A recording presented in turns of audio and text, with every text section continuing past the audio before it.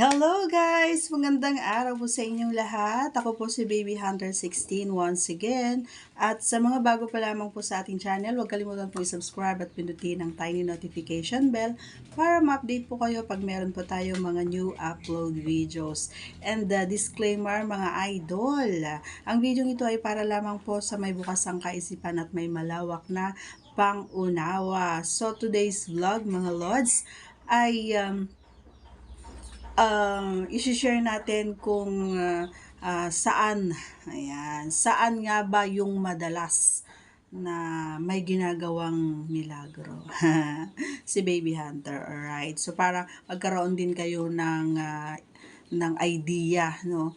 Ito yung mga parte ng bahay na pwede kayong makapagsarili. Alam mo yon, yung makapag-isip, ayan, makapagmuni-muni at makapag-relax. Especially magagawa mo yung gusto mo. Okay? Una sa lahat, wag po kayo mahiya, ayan, kapag may nagtanong sa inyo na ikaw ba ay nagsasarili? Ay, oo naman, syempre. Lahat naman na siguro ng tao, di ba? Ginagawa ito. Alam nyo kung bakit? Kasi, di ba, kapag halimbawa ay pag naliligo ka, di ba? Alam nyo ba, alam nyo ba mga Marikoy at mga Parikoy na kapag naliligo pala ay yung paghawak doon kay Peche at saka kay Junjun habang kayo ay nagsasabon or nililinis nyo tapos bigla kayong nakaramdam ng kakaiba, isa na rin palang uri or klase ng kayo ay nagsasarili. Oo, na pinapasaya nyo yung sarili nyo. Ayun. So, kahit kapag kayo ay nanonood at na nakikita nyo or nafe-feel nyo na kayo ay feeling wet na ganyan at doon naman sa mga kalalakihan ay may nakikita kayong medyo basa-basa na doon sa ulo ni Junjun ay tapos nakahawak kayo doon, ibig sabihin pala nun ay kayo ay nakakaramdam na or ibig sabihin nun ay pinapasaya nyo na yung sarili nyo. Okay? So, may mga bagay talaga na hindi pa natin alam, no? Although, ginagawa na natin ito araw-araw. 'Di ba mga lods? Kasi yung iba kasi, uy, ginagawa mo ba ito? Pag ikaw mag-isa. Sabihin, uy, hindi, oh. 'Di ba? So, normal lang yun kasi hindi naman lahat ng ginagawa mo sa buhay or sekreto mo sa buhay ay kailangan mong ikwento sa iba. Diba nga, marami ang nagsasabi na nakikinig sila, kunwari nakikinig sila, pero pag bandang huli, ichichismis ka lang din nila, diba? Ganon yun. Marites, ganon. Alright, so let's proceed na po sa pinaka main topic. Ayan. So, kadalasan na ginagawa ko ito, mga idol, ay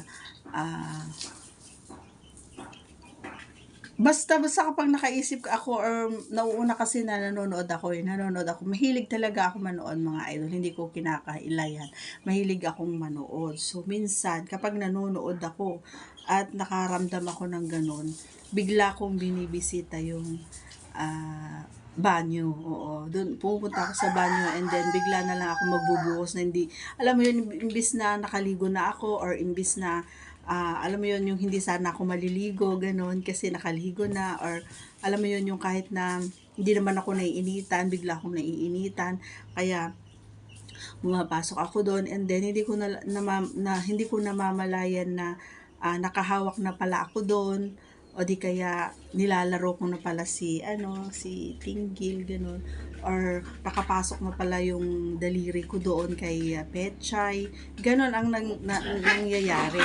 So kadalasan na talaga naman na maraming kababalaghang ginagawa si Baby Hunter ay doon sa banyo. At syempre, hindi ko naman matapos kapag nasa banyo ako, di maliligo na ako. And then, hindi ko naman matatapos doon sa banyo syempre, naglilinis muna ako ng katawan. And then, hindi ko na ipagpapatuloy yung ginagawa ko na yun. Kasi alam niyo kung bakit hindi ko maipwesto yung sarili ko. Kumbaga, gusto ko kasi yung feeling ko, ako yung nagtatrabaho. Para basta feeling, pag ako ay gumagawa nito mga idol, yung pinapasaya ko yung sarili ko, gusto ko pa rin na parang ako pa rin yung nasa top, ako pa rin yung gumagawa, ako pa rin yung nagpapump. Ganon yung feeling ko. Kaya minsan, ang ginagawa ko, pag binibilisan ko na lang magbuhos o binibilisan ko lang kasi parang hindi ayoko na mawala yung ko, yung libog kung baga. Hindi ayoko mawala yung kailangan na andun pa rin habang nililigo ako. Kaya minsan sinasabon ko yung dito sa harapan and then doon sa baba. Patuloy yun. Hindi ko ang tawag dito, hindi ko iniiwasan kapag nagbubuhos ako, nakahawak pa rin ako doon kay Pechay, yan, lalong-lalo na doon kay kay Clyto, oo, doon. Nakahawak ako doon, hindi ko kinakalimutan talaga basta pag gusto ko talagang pasayahin yung sarili ko. Hindi naman porket may mga partners tayo mga idol ay hindi na natin ginagawa ito. Actually mga lods ay normal lang daw ito, sabi. Oo, normal. Para sa akin normal lang kasi minsan especially kapag lalong-lalo sa mga sa mga may mga partner na hindi nakakaraos kasi nauuna lagi yung boys, 'di ba, yung lalaki. Sa mga kalalakihan kasi ganun lagi yung mindset nila no mga lods no.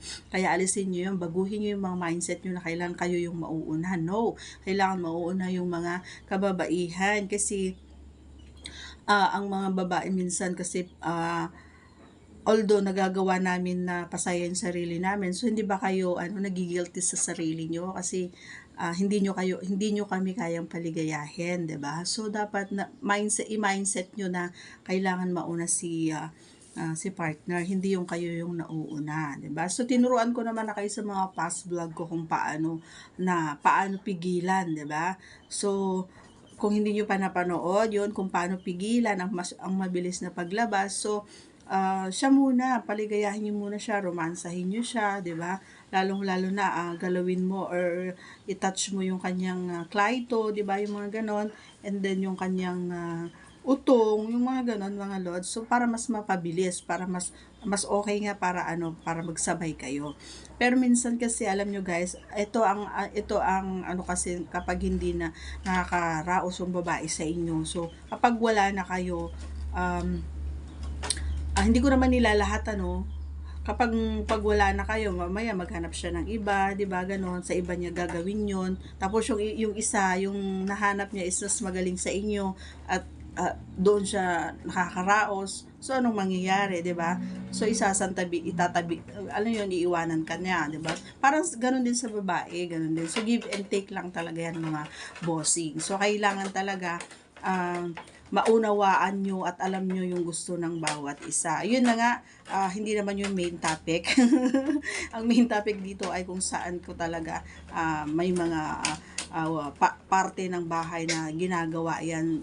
Mostly dyan doon sa banyo na sinabi ko. And then pagkatapos na maligo mga idol, syempre pagtapos maligo nakahawak pa rin ako doon guys. Minsan nakapasok pa rin doon. Hindi ko namamalayan, nakapasok pala ito doon, hindi ko namamalayan hanggang sa mafe-feel ko na lang na wet na siya. And then hindi ako makukontento doon guys, hindi ako nakukontento. So ang gagawin ko talaga parang feeling ko pupunta ako doon sa sa higaan, and then feeling ko ako pa rin yung nagpapam, ako yung nasa top. So gumagawa ako lang para syempre alam niyo na ganun. Syempre ito pa rin ang gamit natin, ito pa rin. So yun. So hindi rin masama na gumamit ng mga toys, mga girls. So, huwag kayo mahiyang gumamit niyan. Kung may mga mabilang kayo na online, yan, pwede naman siguro, ganyan. Huwag kayo gagamit ng mga kasi may mga napapanood gumagamit ng palong, ganyan. Delikado yun, mga idol. Baka may irritate yung mga nyo, fem ninyo, delikado. So, mas okay na yung na-sanitize na. May mga ganyan na mga naman vibrator, mga ganun, mga girls. Kaya, yun. So, kaya mga boys, siguraduhin nga maligaya ang inyong mga partner para hindi na sila nagsasarili. Pero normal lang talaga 'yun, hindi maiwasan mga boys. Kasi ako talagang okay naman ako sa partner ko, nag-enjoy naman ako, pero bakit ginagawa ko pa rin 'yun? 'Di ba? So, normal lang talaga. Ayun, dun lang sa dalawang parte ng bahay. Ayun, sa banyo at dun sa higaan. Yun lang naman mga idol, share ko lang. So, ah yun na nga, ayan, sa mga bago pa lamang po sa ating channel, huwag kalimutang subscribe at pindutin ang tiny notification bell para ma-update kayo pag meron pa tayong mga new upload videos. Ayan. Maraming salamat po sa panonood. Till my next video. Ayan. I love you all guys. God bless.